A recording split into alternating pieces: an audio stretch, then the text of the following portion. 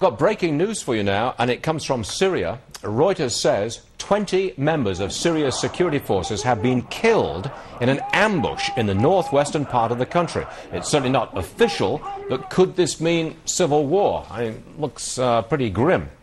Meanwhile, Syria's President Assad continues his violent actions to stamp out some more protests inside Syria.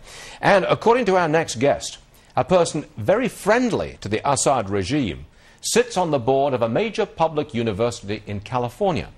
Zuhdi Jasser from Save Syria Now is live with us from Phoenix. So welcome to the program.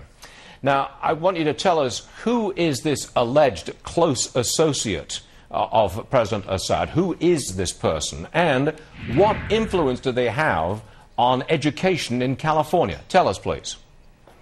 Well, Stuart, I can't tell you how important this is. Many of us in the Syrian American community have been silent for many years because this is the most oppressive regime in the world, and we're conditioned, our families were conditioned, that we can't see anything because it'll be tracked all over the world, and it'll go back to our families, and they'll disappear, they'll be tortured, they'll be imprisoned, they'll be killed. And now with the courage of what's happening in Syria, speaking out. And this Dr. Hizam Shahabi is on the board of the University of California, Irvine. And look at where he comes from. His father was Hikmat Shahabi, who was the chief of staff of the army for 25 years under Hafiz Assad, a chief of staff who was responsible for the army that raped and pillaged Hama, committed genocide in Hama and Tadmor, and also was responsible for controlling Lebanon, which stole billions upon billions from illegal contracts and other corruption. And then he comes to this country, and within a few years of being here, becomes a physician, opens a business, and next thing you know, he's donating millions to UC Irvine and is now sitting on their board. And he is the consul general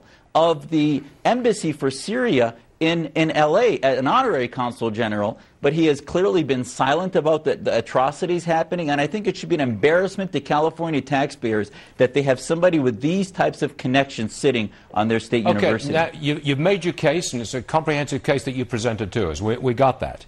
But you haven't, can you prove that there is a direct link between this particular doctor that you're talking about and the Assad regime, other than the man's father? Is there any other more direct link?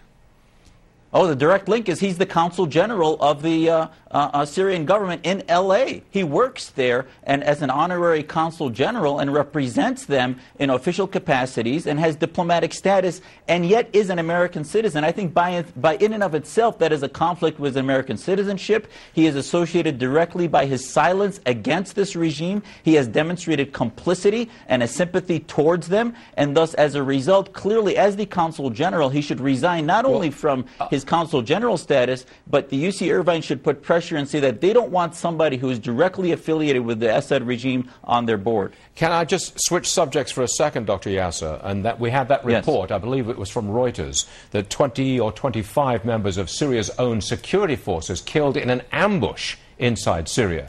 That's a very important development. It is sourced to Reuters, not officially confirmed yet, but nonetheless, that's the story that's out there from Reuters. What do you make of it? Well, I'll tell you, so far we have to be careful about what we hear from the media. There is no media in Syria right now. It's completely closed off. All the information we get is from YouTube, from courageous people that get the information out, and the Syrian government will release information to certain people as they want to. Right now, people are being shot in cold blood on a daily basis. Over 30 were killed in Hama. Every day the government tells the world that they're going to stop shooting, they're going to stop using live ammunition, and then the next day they continue to do it. So if they continue to oppress and murder and pillage these communities, they surrounded many cities with tanks and are pillaging them, and they're being oppressed, and nobody's getting the real story. We need to get reporters in there. Okay, Dr. Jasser, I'm telling you now, it is Syrian TV which is saying that 20 policemen were killed in an ambush. That's what Syrian TV is saying. So that's, I guess that's, whether that's an official source or whatever, but it's Syrian TV that's coming out with it. Last word Syrian to you, sir. TV's information is completely useless. Now, that may have happened.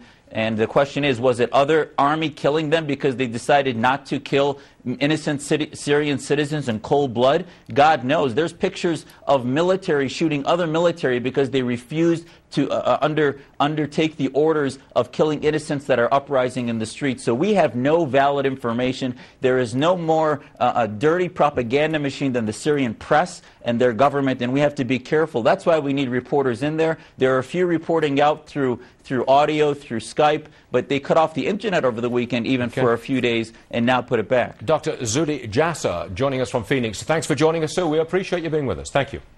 Anytime. Thank you, Stuart. We're going to see Steve Jobs make another major announcement for